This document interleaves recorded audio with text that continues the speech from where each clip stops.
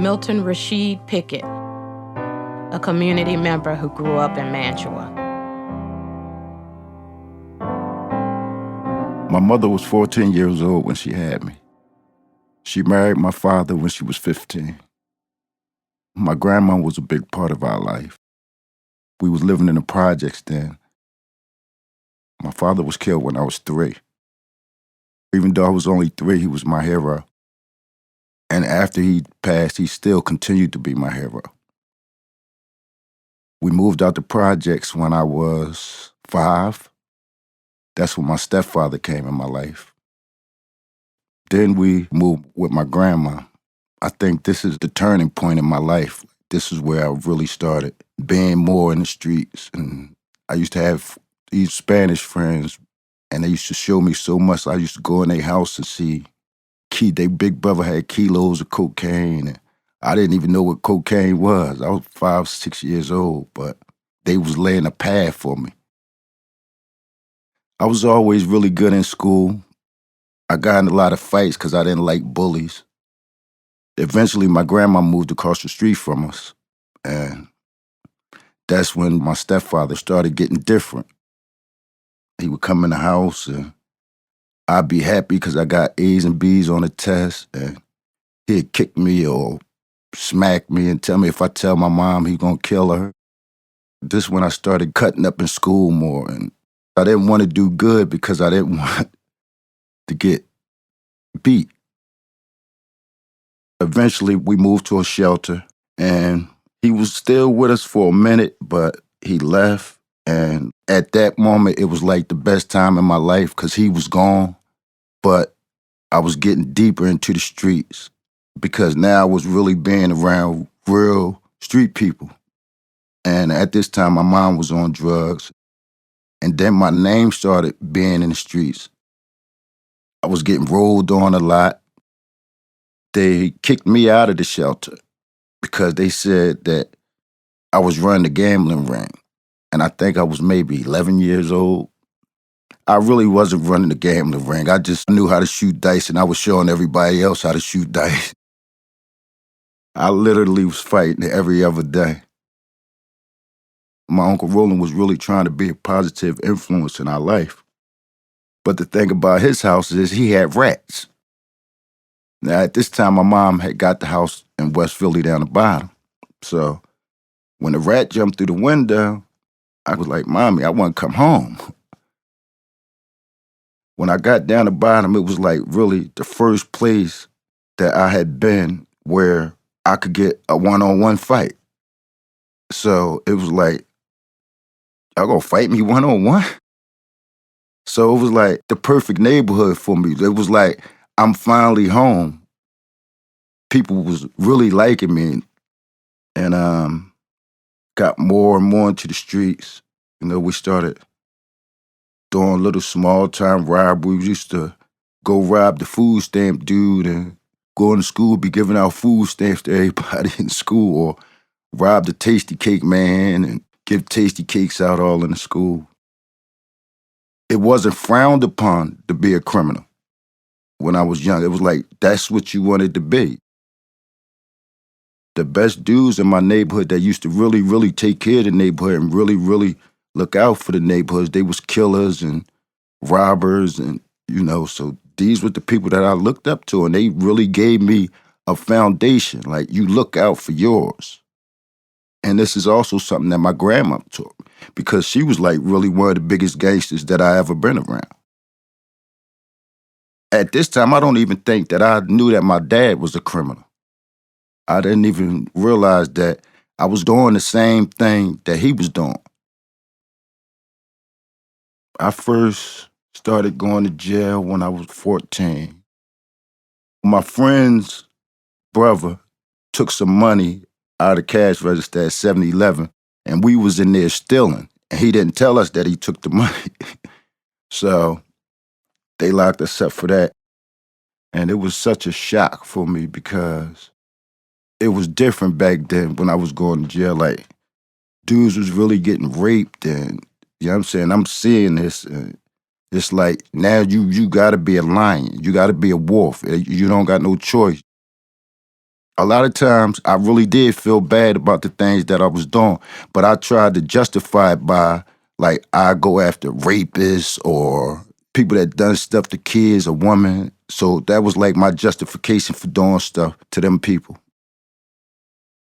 And my cousins got killed.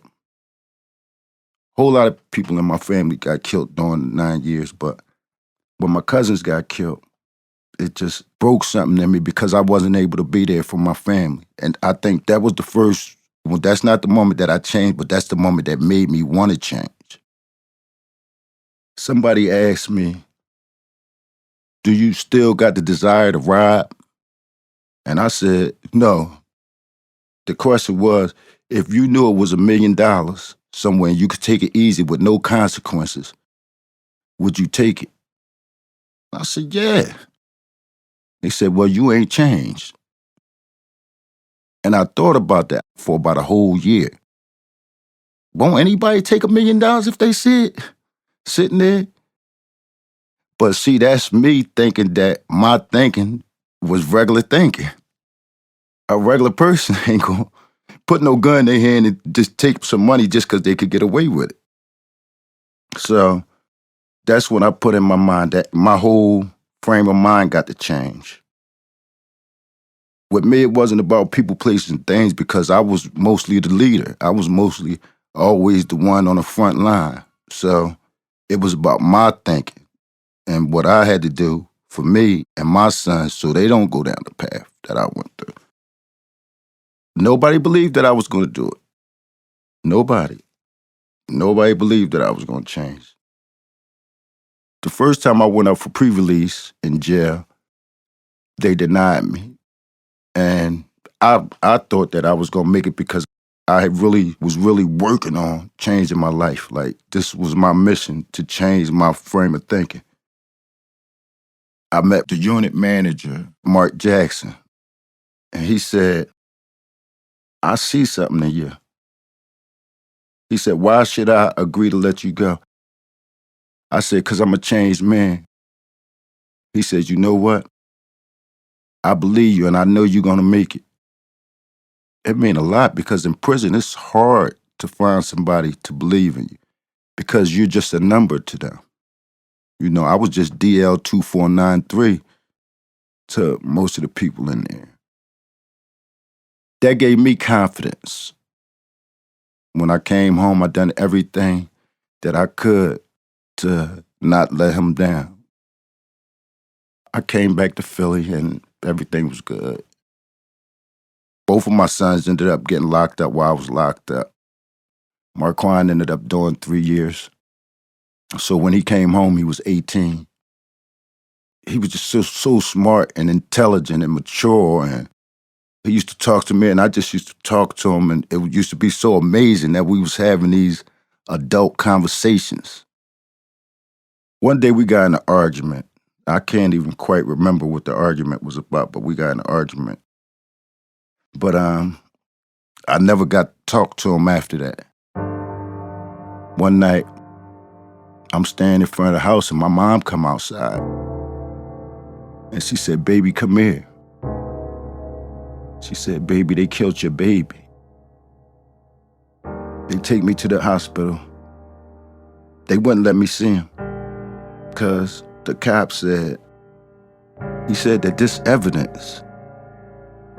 I snapped. What you mean? That's my baby. And they had to call all the cops. I don't know how I got through that period of time.